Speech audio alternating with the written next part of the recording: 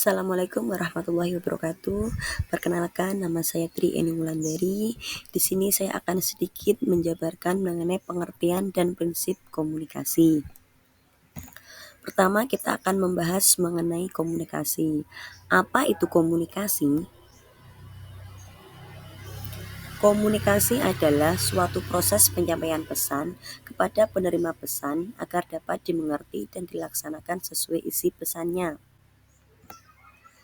Sedangkan prinsip komunikasi pada dasarnya merupakan penjabaran lebih jauh mengenai definisi atau hakikat komunikasi. Prinsip tersebut dijadikan dasar dalam berkomunikasi, baik secara lisan maupun tertulis. Menurut Ahmad Sultra Rustan dan Nur Haqi dalam buku Pengantar Ilmu Komunikasi tahun 2017, prinsip komunikasi adalah dasar atau asas pikiran dalam membahas komunikasi. Apa saja prinsip-prinsip komunikasi itu? Menurut Deddy Mulyana, prinsip-prinsip komunikasi ada 12, yaitu 1. Komunikasi adalah proses simbolik. 2. Setiap perilaku mempunyai potensi komunikasi. 3. Komunikasi punya dimensi isi dan dimensi hubungan. 4. Komunikasi berlangsung dalam berbagai tingkat kesengajaan. 5. Komunikasi terjadi dalam konteks ruang dan waktu.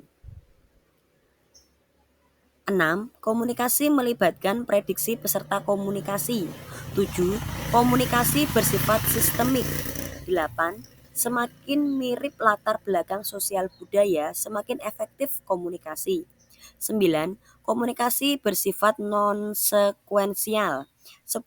Komunikasi bersifat prosesual, dinamis, dan transaksional. 11. Komunikasi bersifat irreversibel. Dan terakhir, 12. Komunikasi bukan panacea untuk menyelesaikan berbagai masalah. Berikut adalah penjabaran dari ke-12 prinsip-prinsip komunikasi.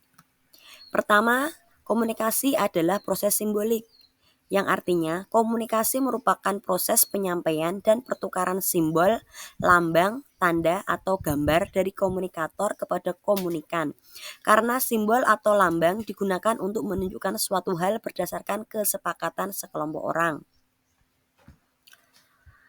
Yang kedua, setiap perilaku mempunyai potensi komunikasi.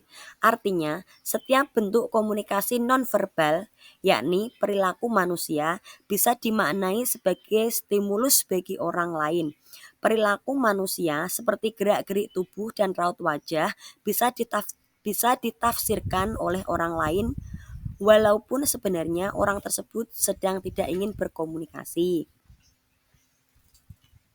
3. Komunikasi punya dimensi isi dan dimensi hubungan.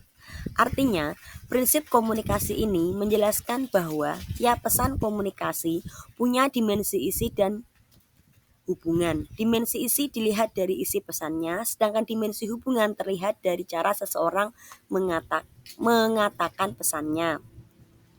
Yang keempat yaitu komunikasi berlangsung dalam berbagai tingkat kesengajaan. Artinya, komunikasi bisa terjalin dari peristiwa yang tidak disengaja sama sekali, sehingga bentuk komunikasi yang sudah direncanakan atau disadari. Kesengajaan bukan syarat terjadinya komunikasi. Meskipun seseorang tidak berniat menyampaikan pesan, namun perilaku orang tersebut bisa ditafsirkan orang lain. Kelima, komunikasi terjadi dalam konteks ruang dan waktu. Artinya, pesan yang dikirim komunikator, baik secara verbal maupun nonverbal, disesuaikan dengan konteks tempat, ruang, dan waktu.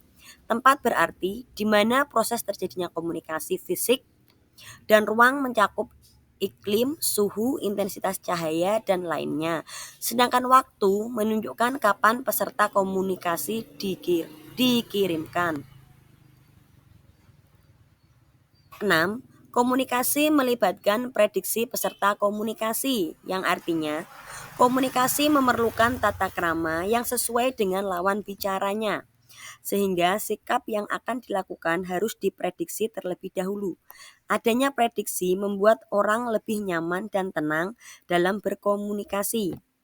7. Komunikasi bersifat sistemik, yang artinya sistem internal dan eksternal mempengaruhi cara seseorang berkomunikasi.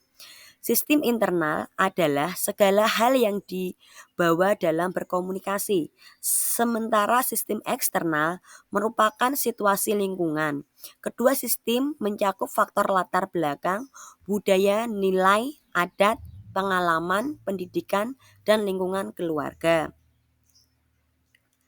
Kedelapan, semakin mirip latar belakang sosial budaya, semakin efektif komunikasi.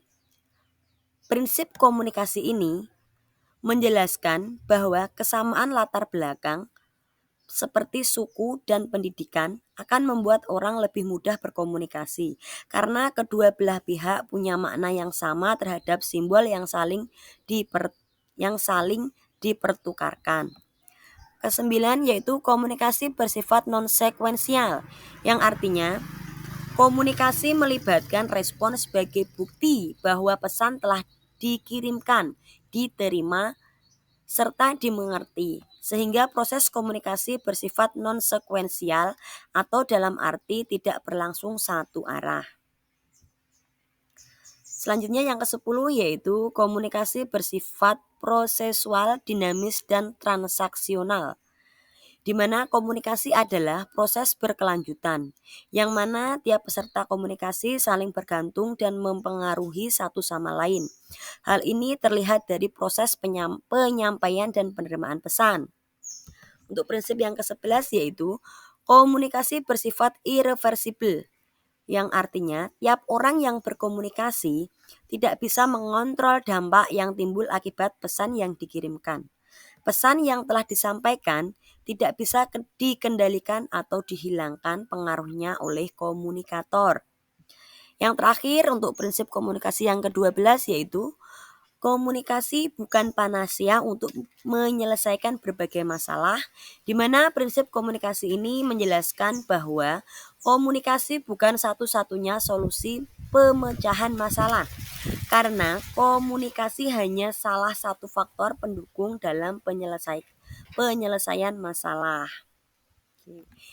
Terima kasih, demikian sedikit penjabaran saya mengenai pengertian dari komunikasi dan prinsip-prinsip komunikasi. Terima kasih. Wassalamualaikum warahmatullahi wabarakatuh.